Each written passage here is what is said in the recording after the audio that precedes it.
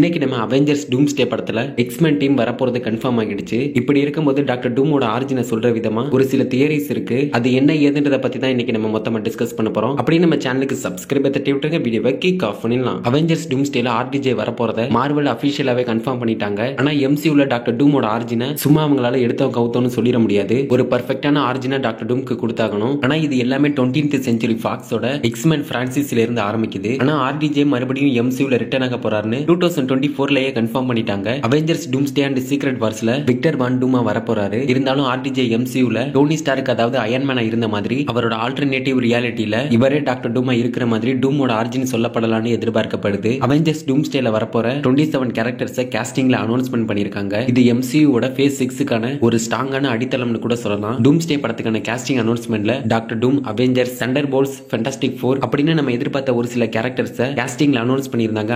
ஆனா நம்ம எதிர்பார்த்த டாக்டர் ஸ்டேஞ்ச், ஸ்பைடர்மேன், ஹல்க் அப்படின்னு நம்ம எதிர்பார்த்த சில முக்கியமான கேரக்டர்ஸை காஸ்டிங்ல அவங்க அனௌன்ஸ்மெண்ட் பண்ணல. எதுக்காக இவங்க இந்த கேரக்டர்ஸ் அனௌன்ஸ்மெண்ட் பண்ணல, என்னவா இருக்கும் அப்படின்றத பத்தி ஃபுல்லா எக்ஸ்பிளைன் பண்ணி செப்பரேட்டா அவெஞ்சர்ஸ் டூம்ஸ்டே காஸ்டிங் எக்ஸ்பிளனேஷன் வீடியோலயே ஃபுல்லா எக்ஸ்பிளைன் பண்ணி ஆல்ரெடி வீடியோ அப்லோட் பண்ணிட்டோம். நீங்க இதை பத்தி தெரிஞ்சுக்கணும்னா மறக்காம இந்த வீடியோ செக் பண்ணி பாருங்க. நம்ம அதை பத்தி பேச ஆரம்பிச்சா இன்னுமே இந்த வீடியோ கொஞ்சம் லென்த்தா போயிடும். சோ நீங்க இதை பத்தி இன்னும் தெரிஞ்சுக்கணும்னா மறக்காம இந்த வீடியோ செக் பண்ணி பாருங்க. பட் எனிவேஸ் நம்ம இப்ப டாபிக் உள்ள வந்துருவோம். நம்ம எதிர்பார்த்த மாதிரி முக்காவாசி கேரக்டர்ஸை காஸ்டிங்ல அனௌன்ஸ் பண்ணிருந்தாங்க. ஆனா நம்ம எதிர்பார்க்காத எக்ஸ்மென்ல நிறைய பேரை காஸ்டிங் பண்ணியிருந்தாங்க. எக்ஸ்மென் மறுபடியும் திரும்பி வர்றது டாக்டர் டூம்கான கதையை சொல்றதுக்காக இருக்கும்னு இன்னொரு பக்கம் ஒரு தியரி சொல்லுது. அதாவது எக்ஸ்மென் டைம்லைன்லயே விக்டர் வான் டூம் உருவாகி இருக்கலாம். இதை இன்னும் புரியுற மாதிரி விளக்கமா சொல்லணும் அப்படின்னா எக்ஸ்மெனோட டைம்லைன் மாத்தி அமைக்கப்பட்டிருக்கிறதுனால ஆர்டிஜே டாக்டர் டூமா இந்த வழியா கூட உருவாகிறதுக்கான வாய்ப்புகள் இருக்கு. 2014ல ரிலீஸ் ஆன படம் டைம்லைனையும் ஒரிஜினல் ட்ரியாலஜியையும் ப்ரீக்வல் சீரிஸையும் ஒரு வருஷப்படுத்துச்சு. உல்வரின் 1973க்கு போய் மொத்த ஹிஸ்டரியையும் மாத்தினதுனால இது அடுத்தடுத்து பல வருஷத்துக்கு பெரிய பெரிய நிகழ்வுகளையும் மாற்றங்களையும் ஏற்படுத்துச்சுன்னு கூட சொல்லலாம். இதனால மிஸ்டிக், மேக்னெட்டோ இது மாதிரியான வில்லன்ஸ் ஹீரோவாவும் ஆன்டி ஹீரோவாவும் மாற ஆரம்பிச்சாங்க. இது மட்டும் இல்லாம பீஸ்ட், சைக்ளாப்ஸ், ஸ்ட்ரோம் மாதிரியான இறந்த ஹீரோஸ்களும் மறுபடியும் உயிரோட திரும்பி வந்தாங்க. டெட்பூல் அண்ட் உல்வரின்ல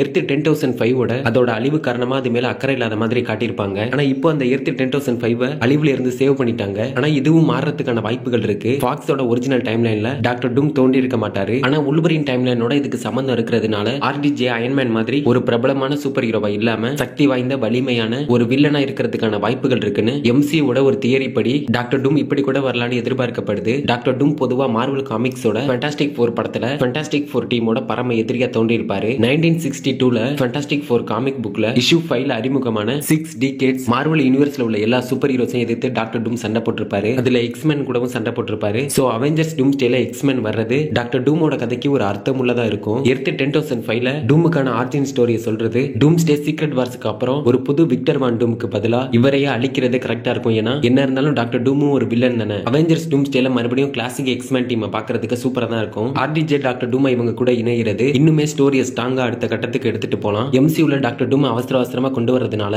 டாக்டர் டூமை எப்படி காட்ட போறாங்க, டூமுக்கான ஆரிஜின் ஸ்டோரியை எங்க இருந்து ஆரம்பிச்சு கதையை எப்படி அடுத்த கட்டத்துக்கு எடுத்துட்டு போக போறாங்க அப்படின்ற ஒரு சின்ன கவலையும் ஆடியன்ஸ் மத்தியில இருக்கதான் செய்யுது. பட் எனிவேஸ் இது எல்லாத்தையும் தாண்டி டூம்ஸ்டே சீக்ரெட் வார்ஸ் வச்சு நம்ம இது வரைக்கும் பார்த்துடாத ஒரு மிகப்பெரிய பிரான்சிஸை நம்ம கண்ணில் காட்ட தான் போறாங்க. அது வரைக்கும் காத்திருப்போம். இன்னொரு பக்கம் ஃபேண்டாஸ்டிக் ஃபோர் படத்திலே டாக்டர் டூம் வரதுக்கான வாய்ப்புகள் இருக்குன்னு ஆன்லைன்ல ஏகப்பட்ட ரூமர்ஸ் வந்துட்டு இருக்கு. இது எந்த அளவுக்கு உண்மைன்னு தெரியல. ஆனா காமிக்லயும் சரி மூவிஸ்லயும் சரி ஃபேண்டாஸ்டிக் ஃபோர் டீமோட பரம எதிரினா அது கண்டிப்பா டாக்டர் டூம் தான். அப்படி பார்க்கும்போது ஃபேண்டாஸ்டிக் ஃபோர் படத்திலேயே Easter eggs, plot holes, post credit scene இதுல எங்கேயாவது கூட டாக்டர் டூம் வரதுக்கான வாய்ப்புகள் இருக்கு. பாப்பா என்ன பண்றாங்கன்னு. ஆர்டிஜேவை டாக்டர் டூம் அனௌன்ஸ் பண்ணது கூட மார்வலுக்கு பெரிய பிரச்சனையா இருந்திருக்காது. ஆனா ஆர்டிஜேவை டாக்டர் டூமை எப்படி எம்சியூல காட்ட போறாங்க, டூமோட கதையை எப்படி அடுத்த கட்டத்துக்கு எடுத்துட்டு போக போறாங்கன்றதுதான் மார்வலுக்கே ஒரு பெரிய சவாலா இருக்கும். இது எல்லாத்தையும் தாண்டி நம்ம எதிர்பார்த்ததை விட பெர்ஃபெக்ட்டா பண்ணிடுவாங்கன்னு நம்பிக்கை இருக்கு. பாப்போம். இதை பத்தி நீங்க என்ன நினைக்கிறீங்கன்றத கமெண்ட்ல சொல்லிட்டு அப்படியே நம்ம சேனலுக்கு சப்ஸ்கிரைப் தட்டி விட்டுங்க. அடுத்த வீடியோல பார்க்கலாம்.